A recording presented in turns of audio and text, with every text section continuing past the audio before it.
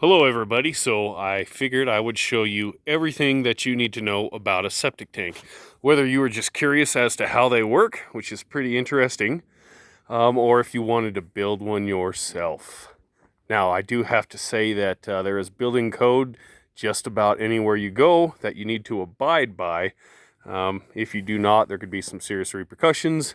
So that's something to take into consideration. So let's just dive right on in. So here is where your sewage comes from your household into your septic tank. Now, I used, this is 3-inch pipe, ABS, the black plastic, but I have a flexible rubber coupler right here, which allows me to get the angle that I need on here. It's not necessary, you can do a direct coupling, but that adds a little bit of flex. And being that these are stainless steel bands and screws, those clamps will never rust away and fail.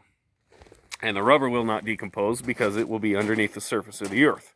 This is the entrance. Now they make risers, which is just a tube that sits down over here and goes up however high you need to go to get to the surface. You want to make sure that this septic tank, the very top of it, is below your frost depth, which out here where I'm at is 3 feet. So basically your line just comes right in, and you want it to not really drop much. I don't know how well this is showing, but it's coming in. Here's the bottom right here, and we have an additional 1 inch. The reason you don't really want it to drop is on the top of your tank, there's always going to be floating what's called a cake. The cake is oils and things that are having a hard time breaking down and digesting, or might not ever break down and digest. Oftentimes as well, women will flush their feminine products, and then people will flush baby wipes and stuff like that, that will come in here and they will not decompose. And they'll build up and float on the very surface, which is a cake.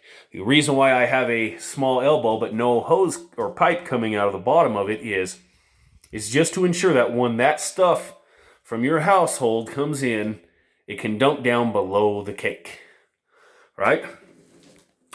On your discharge end, you have a vent, and look, I can hardly get a finger between the top and the vent right here. The cake will never reach the top of this where the cake is falling down into there. It'll never get that high because the weight of the cake will be pushing down on the liquids inside your tank, and it'll never have the ability to go up above this riser, so long as from the very top of your exit, you have about 6 inches coming up to the top of your riser. Now, you also have a line going down. This is where your sewage, after it's been decomposed inside of your septic tank, actually not really decomposed, it's been digested. It will actually enter into here. There will always be water inside this pipe, and it will be equal to the level of the surface of your water level inside of your tank. Every time you flush or take a shower, use a sink, what have you, water comes in, pushing the surface level inside the tank up, allowing stuff to go back out your drain. You want the bottom of this right here to be about midway in the tank, which I know it doesn't show very well, but it is. That's about mid-level. So here's how a septic tank really works, okay? You have enzymes, bacterial enzymes, that survive in here. Billions and billions and billions of them, countless, trillions really.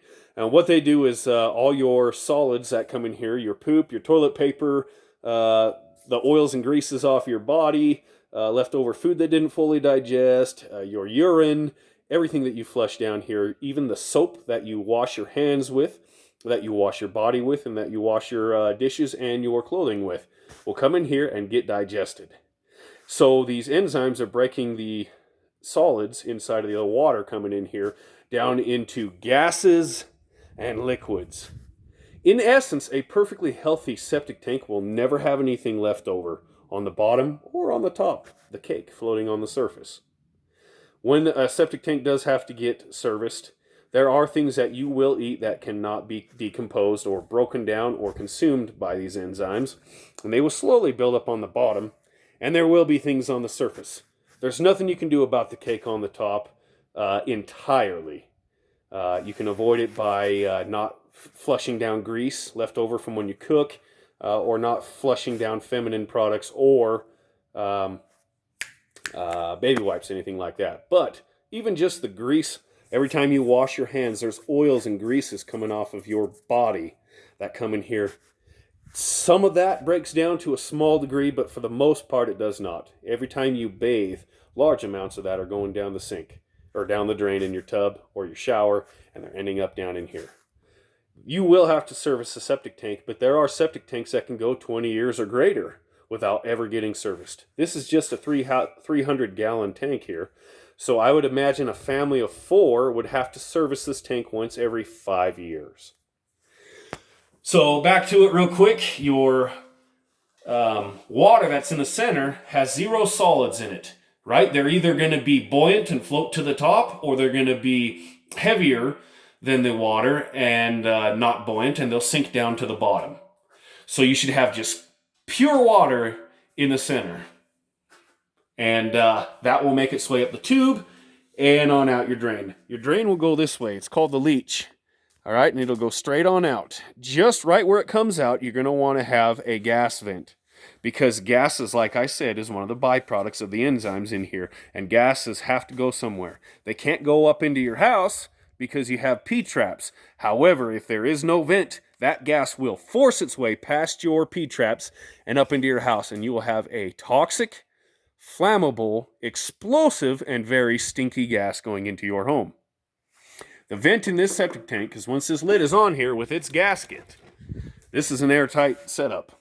So I have a vent coming right out here. It's down below the level of the gravel, but it comes over to here, and you can see I've got a plastic bag from my favorite place.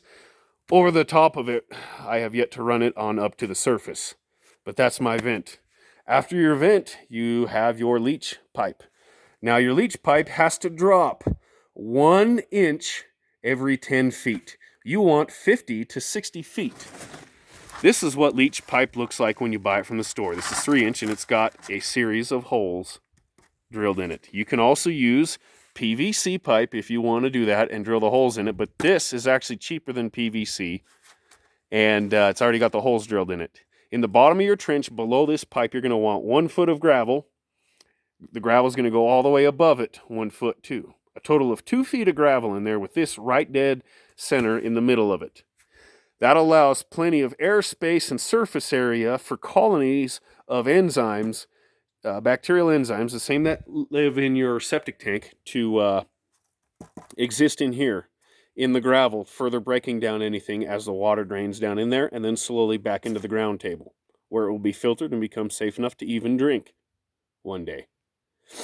You also want that 1 foot of gravel over the top too, so that dirt doesn't find its way down in there and start plugging up and clogging all those pores for your water to make its way down into the ground table and for those enzymes to survive in to further break down any solids that might be in there.